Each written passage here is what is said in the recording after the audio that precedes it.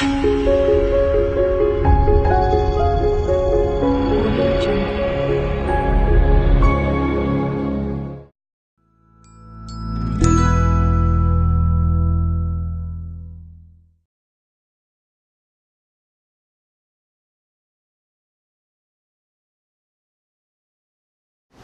buenos días. Encantadísima de estar aquí, además súper animada con la iniciativa que nos mostró Zulma.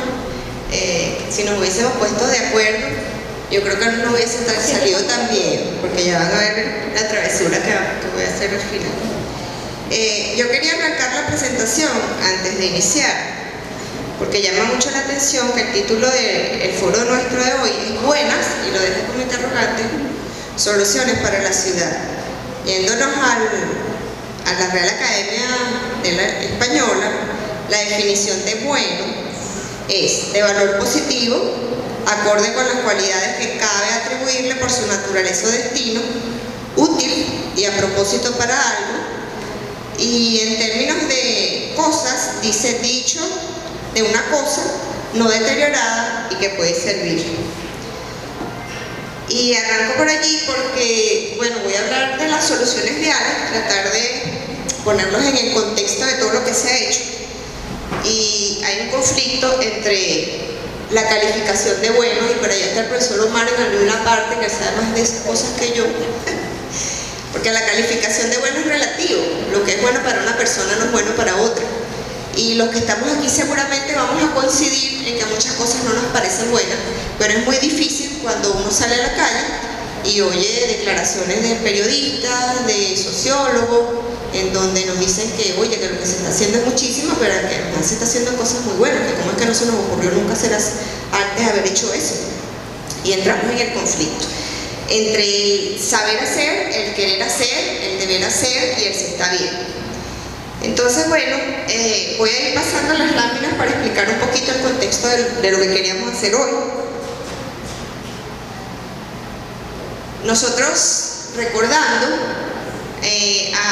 hacia agosto de 2013, bajo la oferta de un plan de movilidad para la región metropolitana de Caracas, el Ministerio, en ese momento, para el Poder Popular de Transporte Terrestre, declaró en una presentación a los medios que iba a atender a los temas de nueva infraestructura vial, transporte público, terminales, corredores de transporte público, gestión del tránsito, fiscalización y control, financiamientos para mejorar la movilidad.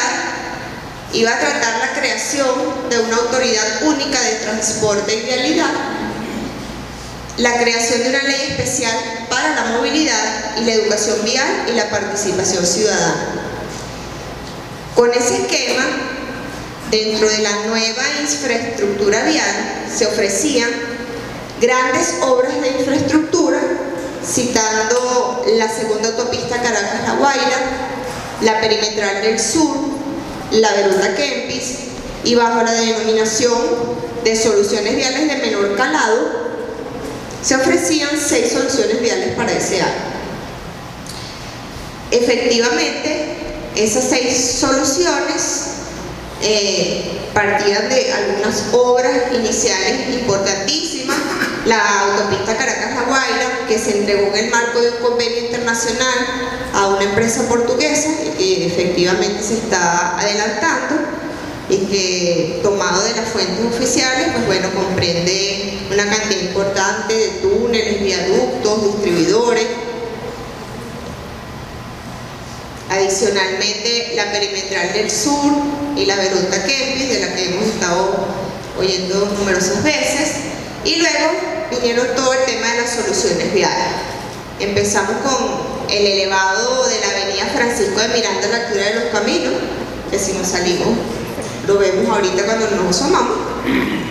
La segunda que se ofrecía era una rampa de acceso de la autopista Vallecocha hacia Longaray. La tercera, el doble acceso a la avenida San Martín desde la autopista Francisco Fajardo. El nuevo acceso a Petare Sur desde la prolongación de la avenida Río de Janeiro. El puente sobre el Guaire para conectar el Paseo Colón con la autopista Francisco Fajardo. Una incorporación con la autopista Francisco Fajardo desde el Gran Abasto Bicentenario. Esa es la mayor. Y bueno, aparecieron de nuevo los elevados y nos ofrecieron un elevado en Antímano, en San Martín y el de los Dos Caminos. Estas eran las ofertas del elevado de Los Caminos en unos renders.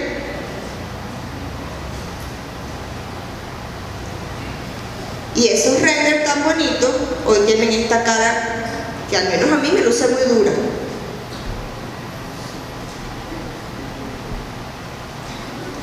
Empezamos entonces a emitir juicios de valor de lo que conocemos técnicamente, con el compromiso además del legado de los que saben. Por acá incluso hay algunas caras, mentores, profesores del área de vialidad. Aprovecho además para decirles que yo no soy ingeniero vial, soy ingeniero civil, mención en estructura, porque en estos días leí que el desastre que estaba pasando era de los ingenieros viales. Yo no tengo ningún prurito con ningún profesional y trabajo multidisciplinariamente. Y yo creo que lo peor que me está pasando es que yo creo que esto no tiene que ver con ingenieros viales. El último ministro de Transporte Terrestre que fue ingeniero vial, creo que fue Juan Pedro del Moral, y eso fue por los años 80 y algo. Del elevado de los Dos Caminos recojo un poquito lo que pensé en el momento y lo que recogí entre los colegas profesionales del área. Que no se conocía un proyecto estructural y aún así arrancó la construcción.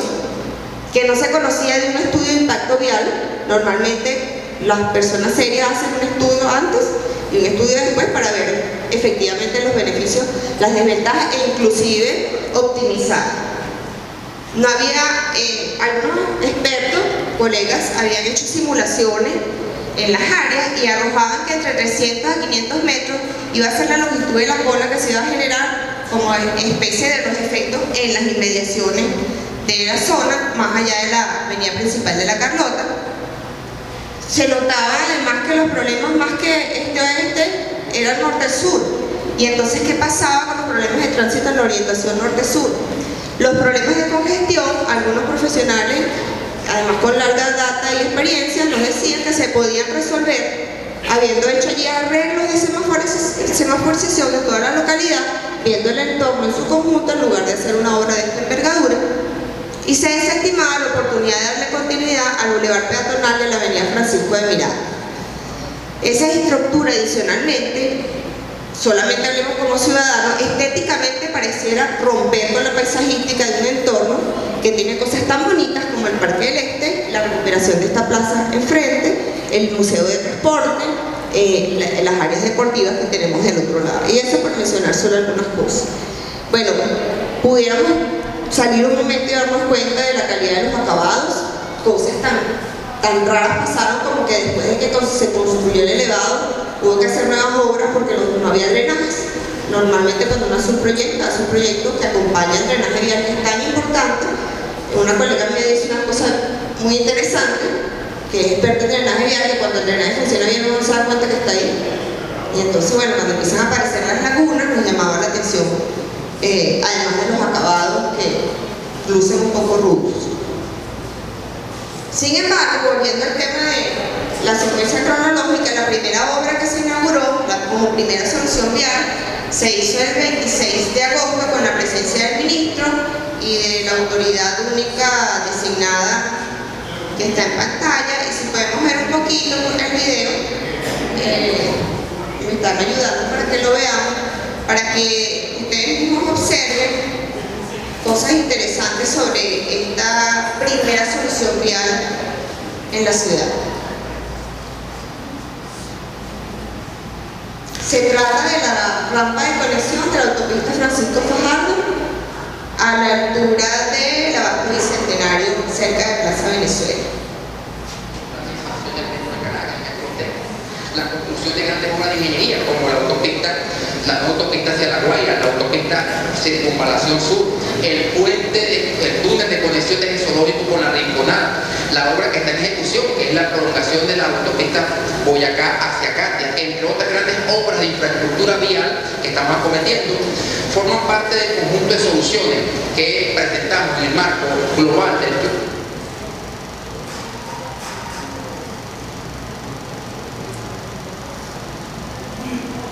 metropolitano en movilidad.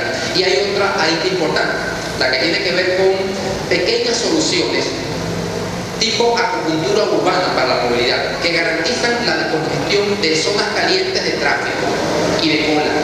Esta es una de ellas. Los que viven en Bellomonte, Colinas de Bellomonte, todo lo que es Sabana Grande, etcétera, el Recreo, inevitablemente tienen que pasar por esta vía, incorporarse a la Plaza Venezuela para luego ir hacia la autopista Francisco Fajardo, con lo cual le comportan una carga de vehículos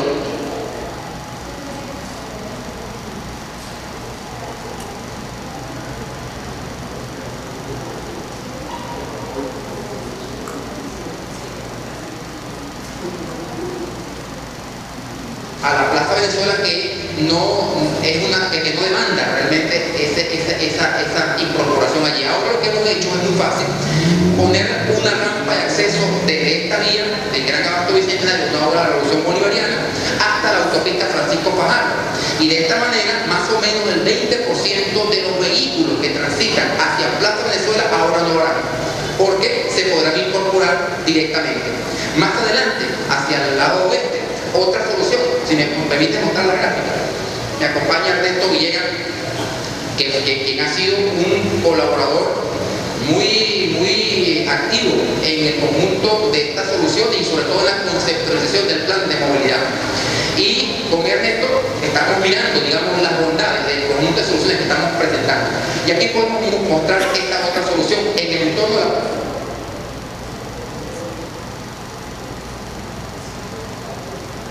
la Plaza Venezuela, mire tú. Acá mismo es la Plaza Venezuela, también recuperada porque esa estancia está muy bella. Y quienes vienen de la Avenida Libertador, que quieren tomar la autopista Francisco Fajardo, tienen que inevitablemente hacerlo a través de la redoma de la Plaza Venezuela. Ahora no lo van a hacer porque por el Paseo Colón es posible atravesar el río Guaire, como lo vamos a hacer con un puente que estamos construyendo. En los próximos días arrancamos ya la obra formalmente, y después de atravesar el puente cae directamente a la autopista Francisco Fajardo. Esta solución vial, que estará lista en los próximos 4 meses, son soluciones muy rápidas, muy económicas, muy expeditas. Va a permitir también desincorporar más o menos un 20-25% más de vehículos que van hacia la Plaza Venezuela. 25% acá, 20% en la de hoy. Es más o menos un 40%, 45% del tránsito que le estamos quitando, le estamos retirando a la Plaza Venezuela, para que la Plaza Venezuela se convierta en lo que tiene que ser, un lugar de esparcimiento para la ciudadanía, etc. Más allá de estas soluciones que ofrecimos en el marco del Plan Metropolitano de Movilidad aprobado por el presidente Nicolás Maduro, hay otras que en los próximos meses iremos presentando como avances concretos del gobierno de la eficiencia en la calle, que ya va rindiendo frutos como este por ejemplo, que estamos mostrando el día de hoy. Yo quisiera que Ernesto Villegas también nos hiciera algunos comentarios sobre estas soluciones y el resto del plan de movilidad en el que él ha participado. Sí. Mira, yo estoy muy contento, vine aquí a felicitar a Iván Estrude, porque hemos estado trabajando en... Bueno, entonces yo quería que vieran eso, porque una cosa, como les decía, era que yo se los cuente, y otra cosa que ustedes lo hayan vivido. Yo suelo hablar con propiedad. Todas estas soluciones viales me las he recorrido, es más, las recorro varias veces porque cada vez descubro un nuevo detalle que es importante tener en consideración. Bueno, en ese orden de ideas, fíjense, lo primero que uno tiene que estar claro, porque en todos estos espacios la gente dice: oye, qué fastidio con ustedes los técnicos, haciendo críticas y no proponen nada. Sí se propone. Las críticas son porque, bueno, les pongo este ejemplo. Yo le digo a las personas: esto es como que yo me monte en un avión y diga, piense dentro de mí, ojalá le vaya mal el piloto y se estrelle. Más o menos así. Cuando uno hace una crítica es porque quiere que las cosas se hagan, pero quiere que se hagan bien. Y como se tienen los conocimientos, no solamente es querer hacer, sino también es saber hacer. En esta solución en particular, pues bueno, la anarquía es evidente. Hay unas entrevistas interesantísimas de usuarios cercanos en la vía que hizo el Nacional, y la gente dice: oye, qué bueno que hicieron eso, porque es que los motorizados se metían por ahí. Y literalmente la solución vial, si ustedes se dan cuenta, es que retiraron un pedazo de una defensa que separaba dos vías que tienen unas velocidades distintas de operación, y eso fue lo que pasó. Y en este momento, por lo que están viendo allí, es una persona que está circulando en una orientación distinta a la cual se supone que va la vía. Y ahí hay cantidad de detalles como que, por ejemplo, bueno, aquí veo unas caras interesantísimas de mis mentores, mis profesores que saben muchísimo de diseño vial, que además dan clase en pregrado y posgrado, y nosotros tenemos una norma, que es la norma de carretera, que está en vigencia, que es el NORVIAL, en donde están todas las especificaciones técnicas para las cuales uno hace diseño. Y al menos a mí me enseñaron que una de las cosas que uno nunca sacrifica es la seguridad vial.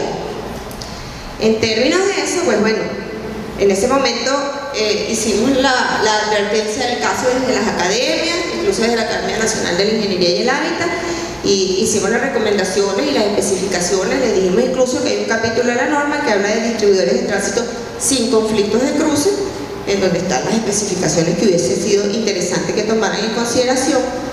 Y hay un manual, que es el Manual Venezolano de Dispositivos Uniformes para el Control de Tránsito, que está en casete, que es oficial, en donde están además las especificaciones técnicas sobre señalización y demarcación. Porque si se fijan, ahí hay una cantidad de detalles, bueno, a lo mejor ustedes no lo ven, pero uno sí los ve, ¿no? En la señal vertical, por ejemplo, la flecha está mala, los destinos están mal ubicados, el uso indiscriminado de ojos de gato como reductores de velocidad, cuando no son reductores de velocidad, las líneas de reducción de velocidad, que son esas especies de cuadriculados que ustedes ven allí, que nada tiene que ver con cómo se dibujan sobre el pavimento. Además hay una cosa que yo le digo a mis estudiantes que me llama mucho la atención. Cuando uno arranca con una obra que tiene que colocar chorros o cientos señales para advertir al usuario que ahí puede pasarle algún tipo de accidente de tránsito, es porque algo no está funcionando bien. Entonces de arrancada, si hay la oportunidad de hacer un proyecto, pues ese proyecto debe estar bien. Y si nos diéramos cuenta, esa solución fue llamada rampa de acceso.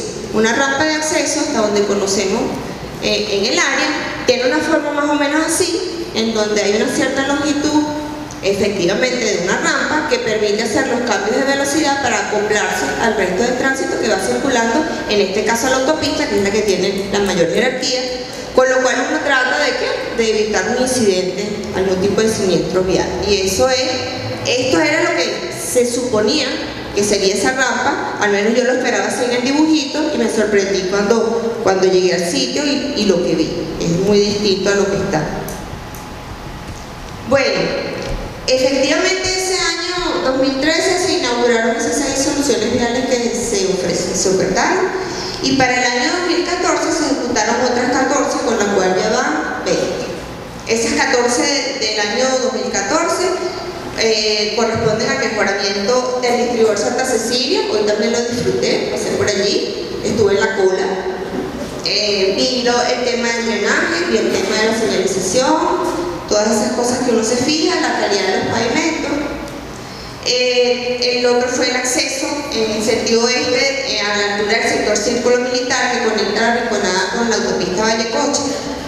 El acceso del puente 9 de diciembre a la autopista Francisco Fajardo, el acceso de la Fajardo hacia los Cortijos, el acceso desde Bellomonte a la autopista Francisco Fajardo. Este es muy interesante. Ahí pasa una incorporación de una vía de baja velocidad, en donde te incorporas casi a 90 grados, en un tramo de autopista en donde casualmente la pendiente es muy baja y las velocidades son muy altas. Y hay una cosa interesante que me dijo un profesor una vez, y siempre lo recuerdo, que es una especie de incorporación de vuelvan cara, porque uno para poder meterse tiene que voltear hacia atrás. Y en ese voltear hacia atrás, él no sabe qué viene.